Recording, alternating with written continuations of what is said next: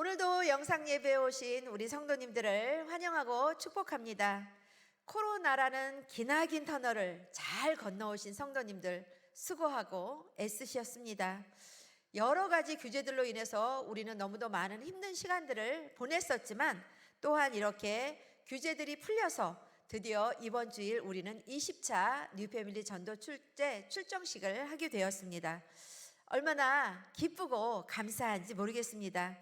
그동안 맘껏 하지 못했던 성도들과의 아름다운 교제 시간들도 많이 가지시길 바랍니다. 그러기 위해서는 성전에 모두 다 나오셔서 예배의 자리, 기도의 자리, 찬양의 자리로 꼭 나오시기를 소망합니다. 이번 주일에 있을 뉴패밀리 전도축제 출정식 예배의 자리에서 모두 만나길 바랍니다.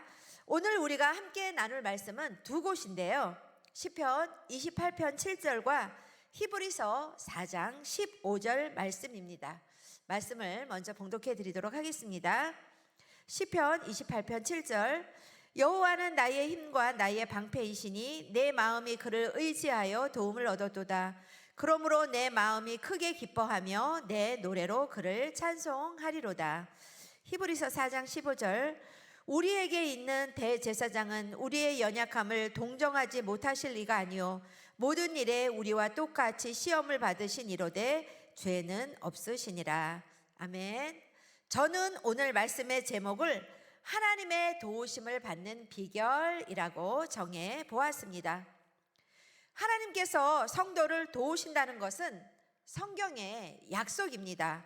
예를 들어 우리가 너무도 잘 아는 이사야 41장 10절에서 두려워하지 말라 내가 너와 함께 함이라 놀라지 말라 나는 내 하나님이 됨이라 내가 너를 굳세게 하리라 참으로 너를 도와주리라 참으로 나의 의로운 오른손으로 너를 붙들리라고 약속하셨습니다.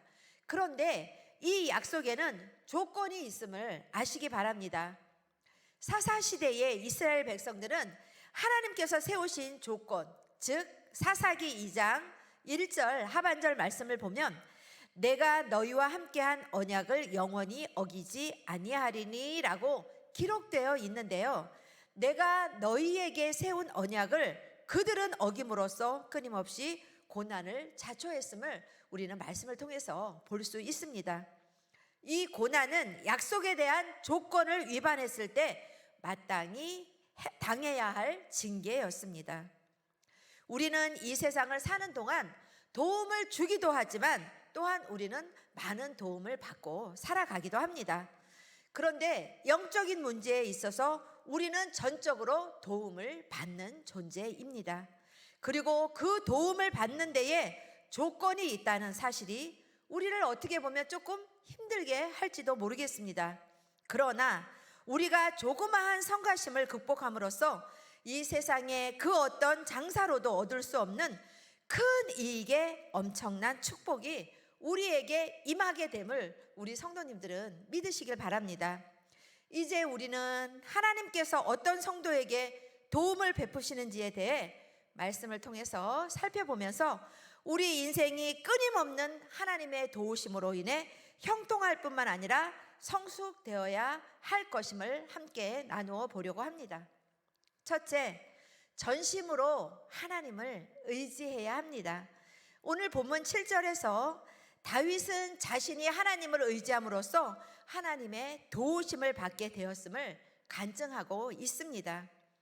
구약 성경에는 하나님을 의뢰하는 자에게 기쁨, 구원, 승리, 은혜, 자비, 복, 안전, 하나님의 인도하심, 기업 등과 같은 엄청난 축복이 약속되어 있습니다. 그럼에도 불구하고 사람들은 자신의 재물이나 능력을 의지하기도 하며 사람이나 권력자들을 의지하게 됨을 우리는 많이 볼 수 있습니다. 그리고 이러한 것들은 성경에서 의지해서는 안 될 것으로 규정되어 있는데도 영적인 안목이 없는 성도들은 그러한 것을 의지하다가 실패하는 경우도 우리는 종종 보게 됩니다. 성도가 하나님을 전심으로 의지한다는 것은 하나님의 말씀을 전적으로 의지한다는 의미입니다. 그리고 하나님의 말씀을 전적으로 의지하는 자는 회개하여 어린 아이와 같이 순전한 신앙을 소유하고 있다는 뜻도 포함합니다. 그렇기 때문에 하나님의 도우심을 받고자 하는 성도들은 무엇보다도 철저히 회개함으로써 순전한 마음으로 하나님을 의지해야 합니다. 입술로만 의지한다고 고백한다면 하나님의 도우심이 없다고 원망하는 어리석음을 범할 수도 있음을 꼭 기억하시기 바랍니다. 둘째로는 전심으로 간구해야 합니다. 어려움에 처한 사람이 구원을 요청하지 않고 태평스럽게 있는데 누가 구해줄 수 있을까요?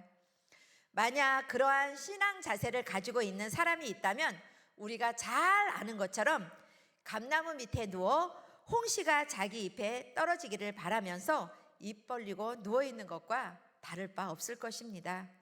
예수님께 치유함을 받았던 병자들의 공통적인 특징을 보면 예수님께 나아와서 그들은 간절히 간구했다는 것입니다. 하나님께 간구하는 자에게 반드시 응답해 주신다는 것이 성경의 원리입니다. 그러므로 성도는 긍휼하심을 받고 때를 따라 돕는 은혜를 얻기 위해 은혜의 보좌 앞에 담대히 나아가야 합니다. 구하라 그리하면 너희에게 주실 것이요 찾으라 그러하면 찾아낼 것이요 문을 두드리라 그리하면 너희에게 열릴 것이니 라고 약속하신 예수님께서는 불변하신다는 사실입니다.